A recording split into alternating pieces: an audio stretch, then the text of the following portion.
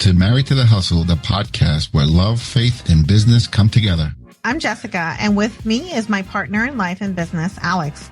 Together, we're diving into the wild world of entrepreneurial couples. Each week, we'll bring you real stories, hilarious moments, and valuable insights from couples who are building businesses and rocking their relationships. Talk about living the dream. Or surviving the nightmare. So buckle up and get ready for a fun ride with Married to the Hustle.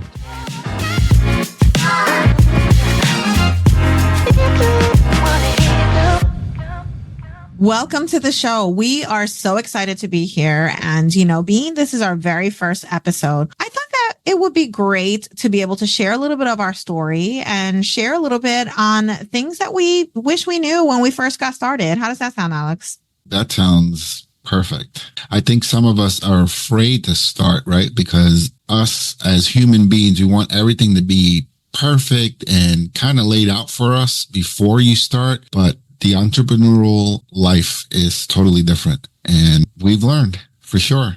Yeah, for sure. And just so you guys know, the reason why all of this got started is, anyone that asked Alex, so what made you go for business, go in business for yourself? And he always says, Jessica, ask Jessica. Right. And you were my coach, patting me on the back. You can do it. You can do it.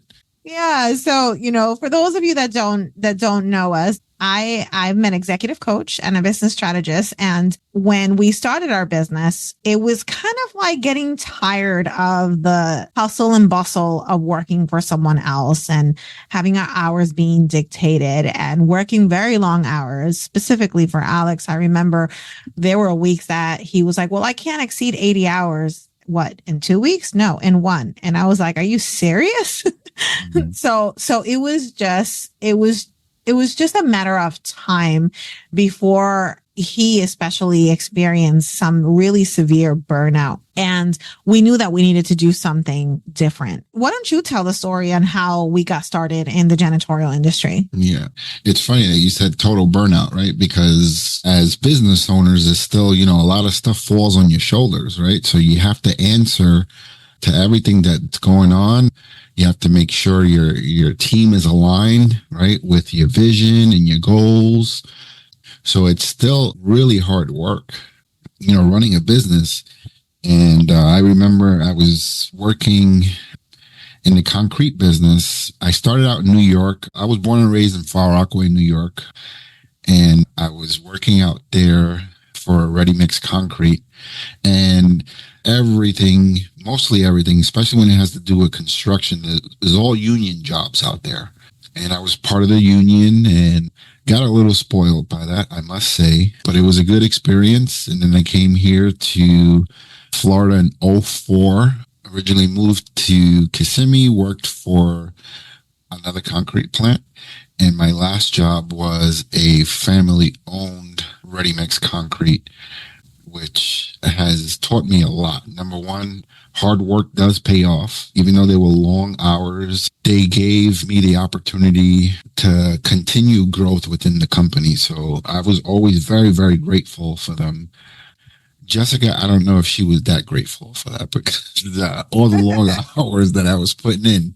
But one day I was already close to about 80 hours a week. And this time I was running one of the newer plants here in Orlando, Florida. And I was always one that when we had something important going on in the company or in that plant, I wanted to make sure that I was there, right? Just to kind of make sure everything was going smooth and stuff like that.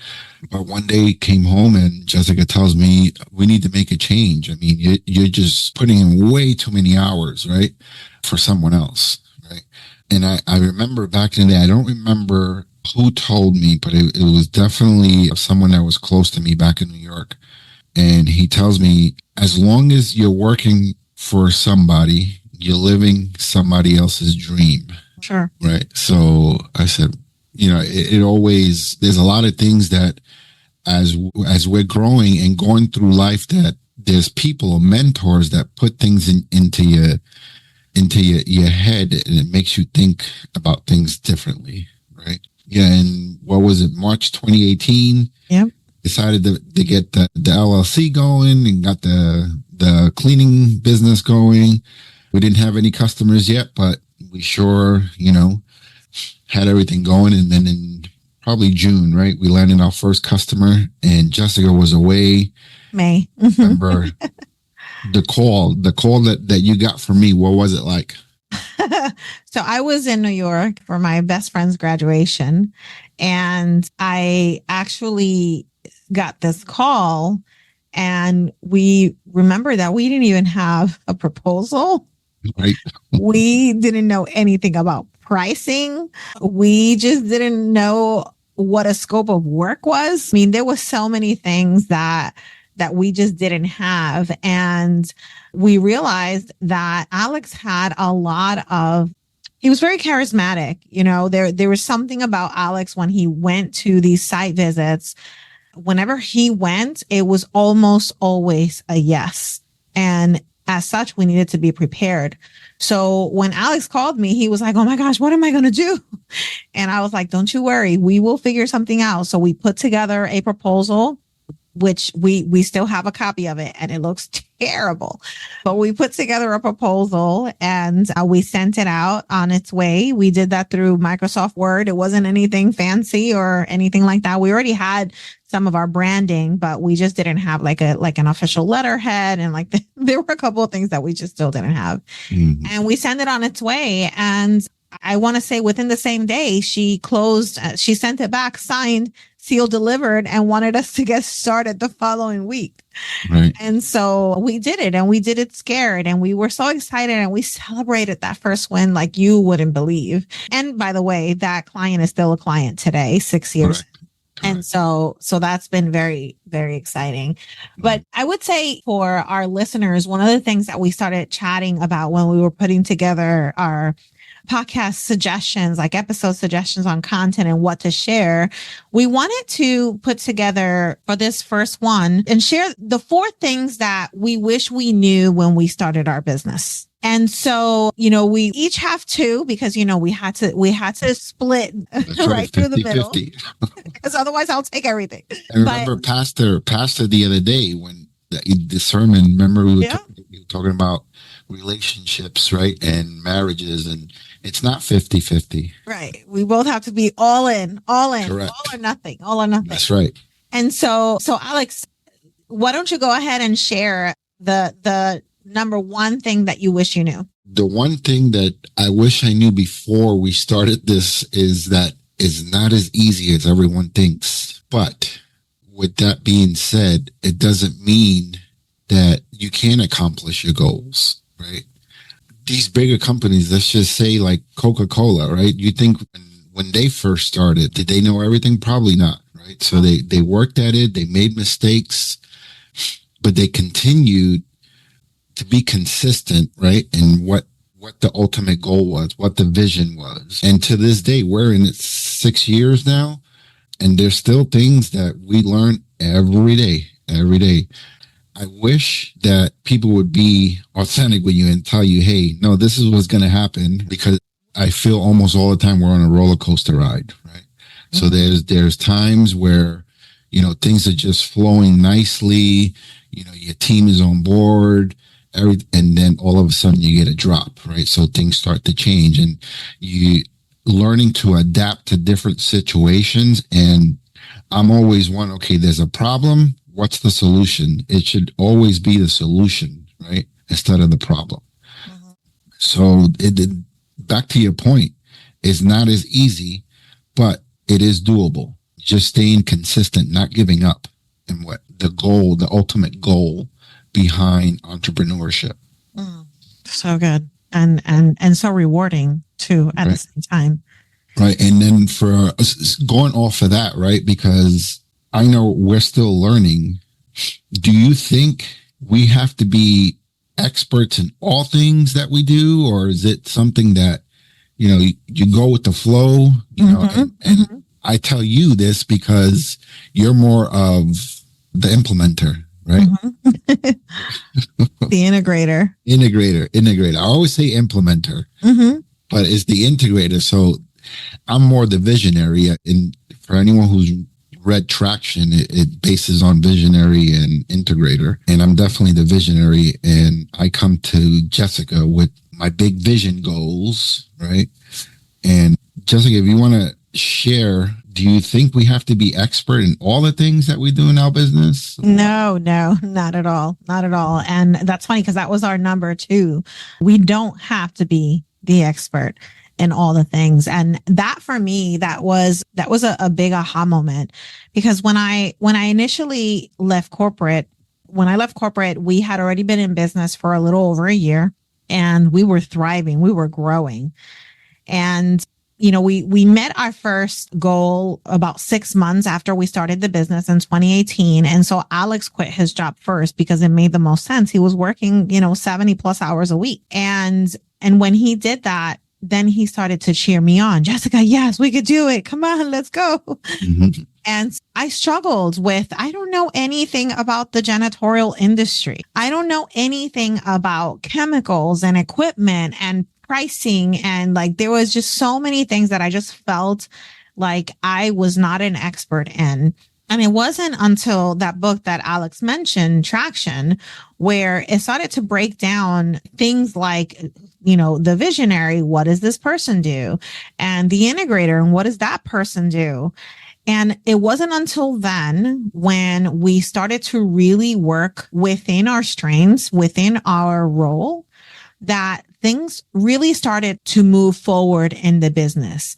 Because prior to that, we were all doing all the things. If I was doing invoicing, Alex was doing invoicing too. Mm-hmm. If I was calling customers, he was calling customers too. If I was responding to an email, he would respond to the emails too. And we were both kind of doing both things at the same time. But what I wasn't doing walkthroughs.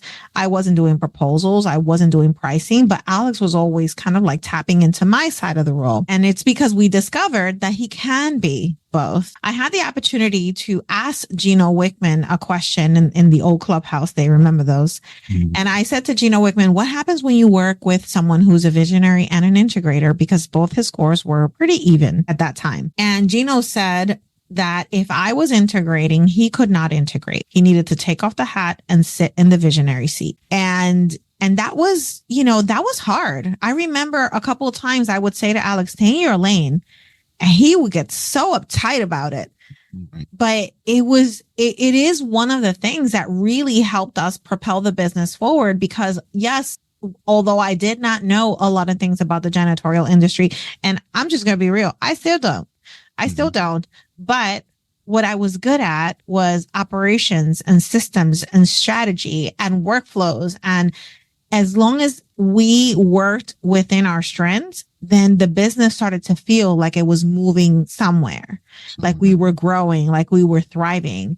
And so to answer that question, no, we don't have to be the expert in all the things, but definitely surrounding ourselves with the right people so that we can push through that vision. It's just as important than being an expert in all the things. So that leads us to our number 3. Alex, tell our audience about what it means when you say vision without execution is just a dream. Starting out, right? This is the first time I've been in business by myself, right? Well, not by myself, with you, but starting a company from scratch with no help, just you and I and our team, going day by day. And I've always, since we landed that first customer, and I was like, wait, this just seems so easy, right? We landed our first customer, and it's not as easy, by the way. It's not as easy, but it automatically gave me a vision for bigger and better things, right?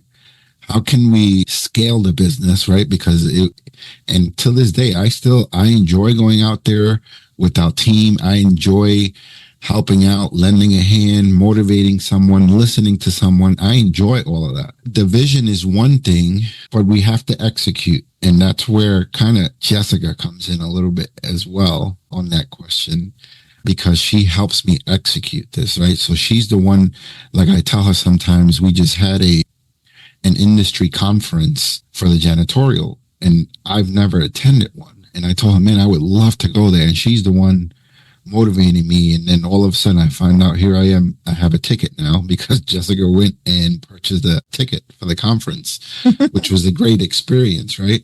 So I think Jessica and we make a great team together. She helps me execute my vision. I'm the peanut butter and she's the jelly. So yeah, the vision is definitely important, but I think execution is definitely more important than the vision. Yeah. Yeah, because, and that's why I had coaching clients where we talk about the vision boards, right? I love vision boards. I think they're so cool. I think especially in the beginning of the year, it's just a great opportunity to get together, whether it's with your friends or with family, just to be able to kind of craft a vision. Mhm. But what I don't believe in teaching an entrepreneur about vision boards, because it's not the vision. It's the strategy to execute on that vision. Right. And I love project boards. I love, creating a vision board that has an actionable, clear strategy that can be executed with measurements, with goals, because what doesn't get measured doesn't get done. And so for me, that's why the execution is so important. And that leads us also to number 4, which is, we are as good as our systems. And, I will tell you that many times when we sit around the table and we're tossing ideas and we're tossing and sharing our vision with others, if there's no plan behind it, that's just talk. Right. It's just talk. And that's where systems come in. There's this book called Atomic Habits that James Clear talks about. And he says in the book, you do not rise to the level of your goals. You fall to the level of your systems. Right. And that is so true, whether we're building a business, whether we are growing our relationship, whether we're growing our faith, because even with that, there's a system, right? Are you crafting time aside to sit in the quiet, to read, to meditate, to pray, to listen to worship? Like, what does that look like as you grow? But it's in all avenues of our lives, whether it's business, whether it's personal, whether it's professional development, whether it's faith. There's so many areas in our lives that are impacted by the level of our systems. Mm-hmm. And so the only reason why we have been able to execute at the level that we have is because we've surrounded ourselves with really great people, and our people are the ones that help us really execute on the vision. And number 2, it's been our systems. Do you still remember that question when I came home to you and I said, we need systems? And I said, which ones? Right. And I said, all. And I was like, here we were, right? We were talking about, we don't have to be an expert in all the things. Right. Here I was already feeling, and he probably didn't realize this because we didn't talk about this until now. I don't think he realized that every question that he asked me, I felt like I was not the expert. Mm-hmm. And like, I felt like he was expecting an answer. And when he asked me that question about systems, I mean, I know all about systems. I just didn't know anything about systems in the janitorial industry. And as such, I had so much fear in my heart to fail. And so we knew we needed systems, but what did that look like? And, and if we were to, as we develop things now, if we were to look back and realize, reflect on the things that we did have in the past or that we didn't have, we laugh about it all the time. I remember one of our employees said, why do we need a process for offboarding? Right. You remember that? Yeah. Why do we need a process for offboarding? Well, because we need to effectively offboard an employee. And I think that same week he wound up offboarding two employees. Do you remember? Right. And we were like, yeah, now you're the master offboarding expert. But the reality is that they're all systems. These are all the systems that we're developing in our business. And it was pivotal for our business, not just the people, but also our systems. Mm-hmm. Mm-hmm. And people don't realize it. Anything you do out there when you're working in your business is a system, right? It might not be documented yet, but right. It is a system, right? How do you approach the customer? How do you handle, situations, different situations, problems, solutions? Everything is a system. It's just documented. So when it happens again, right? Okay, let's go back to what just happened. So you're learning and you're building a system pretty much in your everyday life. Absolutely. Yeah. So Jessica, if you had any advice for couples in business what would it be? That's such a good question. I will say it's find a mentor, find a coach. And I know that's biased because I'm a coach, but I also know the spark that working with mentors at SCORE did for me. Understanding how to create a business plan and some of like those fundamentals that when you don't know anything about business, aside from, you know what you know, I thought that was really pivotal for me. And I will forever be grateful to SCORE because that was one of the first places that I sought after when we decided to go into entrepreneurship. So finding a mentor or hiring a coach. Right. And a lot of small business owners don't realize that there is a lot of help for us out there. It's just finding out where to go. Right? Absolutely. There's people that are coach, that are mentor you, that are help you in your business. For advice for couples is find fellowship, right? Find other couples that are in business together. And, it doesn't have to be an everyday thing, but someone that's been where you're trying to go to, right? And have open conversation, right? Shoot ideas at each other. So I think that's really, really important for anyone starting in business, or if you're already in business, right? Because you're running, you and I, we run into people that's been doing this for a lot longer than we have, right?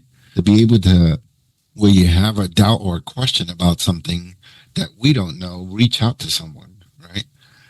So that would be my advice for couples or anyone in business for that matter, right? I love that. I love that. And that's so true. Someone at my church said to me recently, I was in a small group, and she said, who is your Moses and who is your Joshua? Right. So who is this person that you're looking up to, this person that's holding you accountable, that's teaching you, that has you under their wing? But then who is that person that you're mentoring? Right. Who is that person that you're giving back what you're learning? And I thought that was just so powerful. So I love having this conversation with you today, being our first podcast episode and being able to share some of the things that we wish we knew when we first got started. But you guys be prepared because there's just so much more to come. We are planning on bringing in some guest speakers, some experts to share strategies on how to effectively communicate with your spouse, how to make sure that you keep that spark alive, and all of those things that sometimes, can get lost when we're building a business and when we're living in the hustle. And so, Alex, did you have any other closing remarks? Just a little bit more advice. If you guys are just starting out in business, I would recommend just stay consistent, right? Stay consistent. Find someone else you can talk to. Don't give up. There is a light at the end of the tunnel, but we have to crawl before we walk. Ooh, right? So good. Yeah, that's my advice. I'm not an expert, but keep on going. You're gonna learn as you grow. Yeah. Right? I've always liked that saying, learn as you grow. As you're growing, you're gonna learn new things, and just be consistent. Be consistent. Love that. So there you have it, guys. I will see you guys next week with Alex. Of course. I keep saying I. Right. It's a we thing, Missy. Yes, we'll see you guys next week as we venture into this life, this crazy life with building a business. So I hope you enjoyed this amazing episode on Married to the Hustle. See you guys next week. See you guys next time.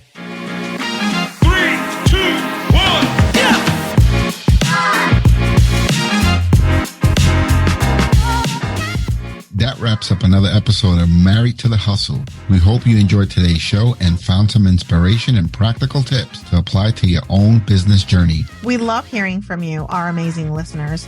If you have any stories, questions, or tips to share, connect with us on social media or send us an email. Your input makes this podcast even better. And don't forget to subscribe to Married to the Hustle on your favorite podcast platform so you never miss an episode. And if you enjoyed today's episode, please leave us a review. It really helps us grow and reach more entrepreneurial couples like you. Join us next week for more exciting stories, insightful interviews, and valuable advice. Until then, keep hustling, keep thriving, and keep loving what you do. Thanks for tuning in and happy hustling.